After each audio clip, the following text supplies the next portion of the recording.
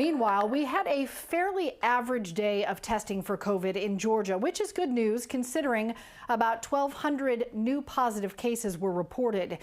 18 to 29-year-olds continue to lead, making up about 22% of the new cases reported today alone. A positive sign here, the number of people who died with the virus has fallen dramatically.